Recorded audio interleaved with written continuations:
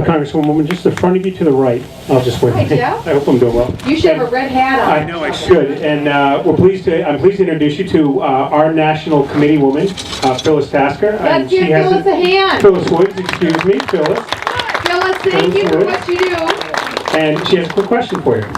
Okay, welcome back to New Hampshire, Michelle. Oh, I love Great being to back. see you. I love it. I wish I could have come back earlier, but I was fighting the debt ceiling all summer. Yeah, we've missed you. Thank you. I wanted to ask you, I'm sure you're aware that New Hampshire has been playing chicken with Nevada, and now we're playing chicken with Iowa, trying to figure out who's on first, what's on second regarding our New Hampshire primary. And as you know, we have a state law here that says we will be the first primary state. And I'm just wondering what your feelings are on that. We really are reluctant to move back to December, but we found ourselves in a situation where we really have our state law that we need to comply with, and yet we don't want to move back because we don't think that would be the best for the candidates. What are your feelings on that regarding, what the other states have done? Well, all I know is that I want to be your number one. I want to be your sweetheart here in New Hampshire. And so I'm going to be here competing and hopefully successfully in New Hampshire for that spot. The states can do what they like, and I know this year the jockeying was set by Florida pretty much, and then everyone had to follow suit. And I will follow whatever law and whatever rule New Hampshire comes up with. We'll be here competing. I'll tell you, there's a lot worse places that you could be campaigning than New Hampshire. So we will be delighted to be here. I think the message that New Hampshireites have told me in all of the days that I've been here is completely compatible with the message that I've been giving back to them. New Hampshireites are fighters. They fight for liberty, they believe in liberty, they hate high taxes, they hate overspending. That's my message, and what they want is someone genuine. They don't want a phony, they want the real thing. And I think, again, for me, I spent 5 years in every single battle on the front line, at the tip of the spear on Obamacare, fighting it. Tip of the spear, fighting Dodd-Frank. Tip of the spear, fighting against the $1 trillion stimulus. Tip of the spear, fighting against all of the overspending bills and the bailouts. I've been there fighting. And so one thing people can know about me is that this isn't just talk. I have 5 years of action, laying myself down on fight after fight after fight. So you can know that when I go to the White House, you will have someone who's absolutely going to do these very tough things. Do you know how tough it's going to be to cut 40% out of the budget? Do you know how tough that is? Do you know how tough that is to shut down departments? Like shutting down the Department of Education or shutting down the EPA? I mean, Phyllis, it's going to take some doing. You don't think there's going to be some blowback, do you, with that? But I'm just here to say, I don't think we've benefited from the Federal Department of Education. I don't think the EPA has been benefiting our job creators. We've got 50 EPAs across the country. The 50 state EPAs can deal with those decisions. Those are state issues. There are case-by-case situations that we can deal with on the federal level. But it's time to change course. That's what my candidacy offers to the American people. Changing course. And I'm up for it sooner rather than later. So if you all want to have it in December, I'm up for it in December. Because the people that I talk to across America, Phyllis, they wish the election was today. And that's the Democrats. They wish the election was today. And I'm up for it. I wish it was too. Because, again, people will talk to me about Obama and how we need to change things in D.C. Our change is coming. It is 2012. Yep. And that's why we just can't see this as just another election. It isn't. It isn't another election. It's our last chance. Yep. We can't get it wrong with this nominee. It's got to be someone who really gets the problems, who understands the times that we live in. They have to know what to do, but the most important ingredient is they have to have the political courage to do it. And I've been there. I've been there where I've been the only vote. And we need to have someone who's willing to do that. Be the only vote. Because you know what I see when I go to cast my vote? I see all of your faces. I see the people in the district I represent. Because that's who I serve. I'm not serving all the people. I'm not serving leadership in Washington. I'm not serving the special interests. I serve the people of this country. And I'll tell you one thing that affected me. There's a guy at quitting time. I was in their business, and he was punching out, and he shook my hand. He said, Michelle, if you're president, there's only one thing I want from you. I want you to give the country back to the people. Because I have a 6-year-old grandson, and I don't think we're going to go on. And I said, you bet I will. You bet I'll give it back. And I said, what's his name? And he said, his name is Isaac. He said, I don't think this little boy is even going to grow up and see what I know today. As a matter of fact, I was at the airport flying here to Manchester. And the guy who waited on me at the airport at the information desk was from Argentina. He came here in 1970. And Phyllis, he said, this country is not the same country that he came to in 1970. My heart sunk to my toes when he said that to me. But the thing is, I knew that he was right. I knew that it was true. But I know that we're better than that. That's the thing. I know we're better than that. And the people that I talk to all across the country, they want us to be that country again. And I know we can be. Like, for instance, the dollar. I am tired of seeing the dollar floating and not worth anything anymore. Because we've lost 12% of the value of the dollar just in the time that Barack Obama's been in office. 12% loss. When the dollar isn't tied to anything of value, Washington just runs the printing presses. And they inflate money. And then we lose. They're stealing from us. This is the other thing I want to do. Legalize American energy production in this country. Legalize it. Because we should be drilling. We have more energy in the United States than any other country. We're the most energy resource-rich nation in the world. You'd never know that, would you?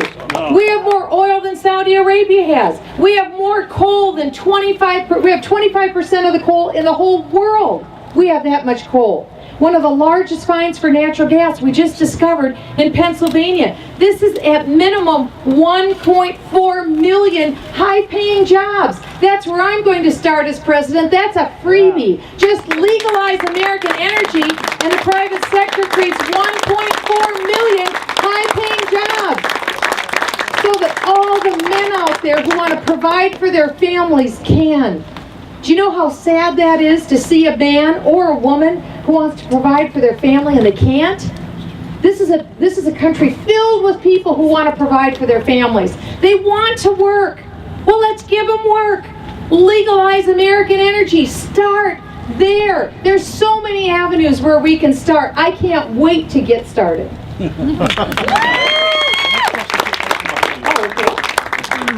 Stand up and yell aloud. I guess the mic's not working. Oh, here. Oh, okay. Welcome to Moultonborough. The last question I asked was to Frank Ginton. He didn't listen. I told him I came from a perspective of not trusting Obama and thinking he's a liar, and I would appreciate it if he voted against the debt ceiling. And he didn't. You did. So I'm glad to hear that. So I must have the shortest memory. I had to write my question down. But I think you could have one of your shorter answers. To anybody that follow it, which I have since 2008, it's readily apparent, I think to everybody here, Obama has far-left ideological views, correct? He does not like America. He associates with radicals, and I'll just list Wright, Ayers, Van Jones, to name a few. He's a liar. He supports the Occupy Wall Street crowd. He disparages the Tea Party crowd. And it could be concluded that he has Marxist beliefs. And that with his policies bringing us down, you've stated that already, and trying to collapse the system, and I'm one of the ones that believes he's doing it on purpose. Some people don't believe that. So all I really want to know, if you become the Republican candidate, will you address these things and hit them hard and not be afraid of being called a racist? That's what happened in 2008. Nobody would hit them hard. That's true. I don't mean to be arrogant when I say this, but I will tell you, the thing that I would look forward to more than anything as the Republican nominee is taking Barack Obama on in the debates and holding him accountable for 4 years of destroying the country. That's what I would look forward to doing. It would be a pleasure, absolute pleasure. We have one more question? Yeah. Over here, and I'll bring it right back. What are your thoughts on getting rid of the Department of Energy? Oh, yeah, sure. What are your thoughts about getting rid of the Department of Energy? You know, it's going to be a very long day. I'll start early. I'll go to the Department of Education and I'll turn the lights off and I'll lock the door there. And then I'll go to the department, the EPA, and I will turn the lights off and I'll lock the door there. And then we'll go over to the Department of Energy and say, now, any more of those cylinder loans you got left laying around here? And then we'll turn off the lights and lock the doors there. And there will be a lot of for sale signs all across Washington, D.C. Wouldn't it be wonderful to turn those government buildings into for-profit centers and have business come along and buy up a lot of those buildings? That's what we've got to do. We'd all be a lot better off, too. This will be the last question. That isn't grandstanding either. I mean it. I mean it. That's not grandstanding. Congresswoman, Tom Satterley from Roswell, Georgia. I'm lost. I mean, You're found, right. and now you're found. you talked about tax code changes. What's your feeling on the fair tax? The fair tax, for those who don't know, is a consumption tax. It's essentially a national sales tax. And what it would envision is that all other taxes would be eliminated and we would only have national sales tax. And they are estimating about a 23% sales tax. And then, of course, that would combine with whatever there is at the state level. There is controversy about it. If you have a brand new system, it's certainly one to consider. And I think that what's appealing is the fact that everyone would participate in that system. That's part of the problem that we have today. Today, the estimates are that only about 53% of all Americans pay any federal income tax. 47% do not. That is wrong. And what I would like to do is lead a national debate, whether it would be on a national consumption tax or the other tax system that's being proposed is a flat tax, where everyone would pay the same tax, whether it's 10% or 15% or whatever it is. You wouldn't get deduction, you just pay a flat tax and then change the tax code. I would like to lead that debate because this is such a huge change. You have to have buy-in from the American people. If they want to go with a national sales tax or if they want to go with a flat tax. But the bigger issue even than what kind of tax system we have, because the current one, I think we can all agree the current one doesn't work. Is that, okay, I think we've got unanimous consent there. That's my opinion. It's 3.8 million words, by the way. It doesn't work. No matter what tax system we take in, the real issue is spending. Because it's what comes first, the chicken or the egg? What comes first, spending or taxing? It's spending. Because if we cut back on the spending, then I think we have to have a system where everyone participates. Everybody should pay something. Even if it's $1, everybody needs to pay something. We all benefit from this magnificent country. Everybody needs to pay in. You do cut spending because you eliminate the IRS. Right. So Well, a big chunk of money. you're going to have some kind of enforcement mechanism, some way, but not the IRS. Oh, and here's the other thing about the IRS. Under Obamacare, that's who enforces Obamacare. Right. They're hiring 16,500 new IRS agents, as if we didn't have enough, to enforce Obamacare. So if you needed any more reasons to get rid of it, and remember, one chance. If there's only one thing that you remember about today when you leave, take this with you.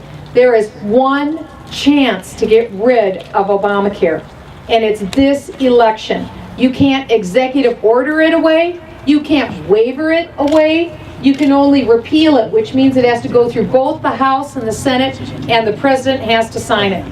And I've got the will to make that happen.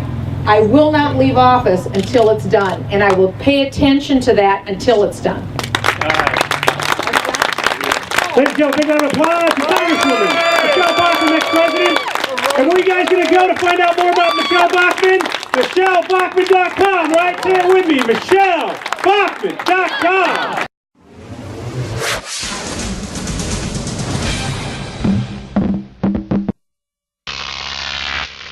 GrokTV.